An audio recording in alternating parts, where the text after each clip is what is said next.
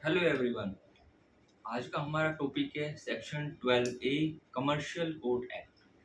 Commercial code act ये act central government ने बनाया था कमर्शियल डिस्प्यूट्स को सोल्व करने के लिए, जिसकी डेफिनेशन, जिसकी परिभाषा सेक्शन 2 सब सेक्शन सी में दे रखी है। वो कमर्शियल डिस्प्यूट्स जो अमाउंट 3 लाख से ज़्यादा हैं वो कमर्शियल कोर्ट में जाते हैं।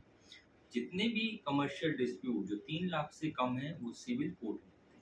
कमर्शियल कोर्ट में कमर्शियल सूट दावा डालने से पहले हमें सेक्शन 12A की कंप्लायंस करनी बहुत जरूरी है।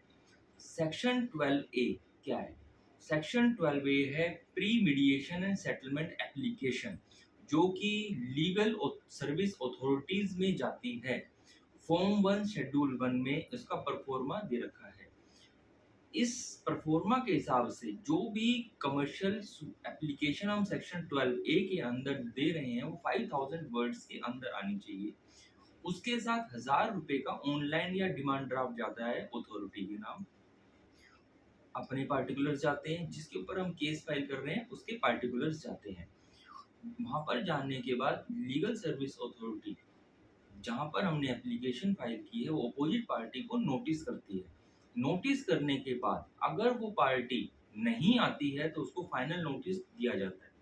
फाइनल नोटिस के अंदर भी अगर वो नहीं आती है तो वो नॉन स्टार्टर रिपोर्ट दी जाती है। जो केस फाइल करता है उसको उसके बेस पे कमर्शियल सूट फाइल होता है। सेकंड सिचुएशन आती है, केस फाइल एप्लीकेशन फाइल होती है अथॉरिटी में, वहां से नोटिस इशू होते हैं। इशू होने के बाद वो जिसको हमने नोटिस दिए उसको मिल जाते हैं, वो टाइम मांगता है तो उसको एक बार नोटिस और दिया जाता है जो 10 दिन के बाद दिया जाता है। अगर वो नोटिस मिलने के बाद भी दूसरी डेट पर नहीं आता है, नॉन स्टार्ट रिपोर्ट इशू होती है। थर्ड सिचुएशन आती है, जिसके ऊपर केस फाइल किया है उसको नोटिस मिल जाते हैं और वो आ जाता है। आने के बाद वो अपनी कंसेंट देता है कि मैं मीडिएशन के लिए रेडी हूँ। तो अथॉरिटी उस केस को, उस एप्लीकेशन को मीडिएटर के पास मीडिएशन रूम में भेज देती है। मीडिएटर की एक वन टाइम फीस होती है जो कि मीडिएशन रूल्स में ही दे रखी है। वो वन टाइम डिपॉजिट होती है। उसके बाद मीडिएटर केस को, उस एप्लीकेशन को आगे शुरुआत करता है, जिसके अंदर दोनों पार्टियों को बिठाया जाता है। दोनों पार्टी आपस में सहमति हो जाती है। जो भी उनका डिस्प्यूट है वो बताया जाता है। अगर डिस्प्यूट सोल्व हो जाता है तो वहां से एक मीडिएशन सेटलमेंट की रिकॉर्डिंग करके दोनों पार्टीज को दे दी जाती है। देने के बाद जो भी टाइम बाउंड अमाउंट पे करना है, जो भी समय से पैसे देने हैं उसमें लिखा रहता है। अगर वहां से मीडिएशन में कोई बात नहीं बनती है तो उसकी एक रिपोर्ट तैयार करके मीडिएटर अथॉरिटी में देता है। उसके बेस पे फिर कमर्शियल सूट फाइल होता है। ये हो गई मीडिएशन के अंदर जब हम मीडिएटर से अथॉरिटी में चला गया। अब किसी केस में हमें अर्जेंट रिलीफ की जरूरत है।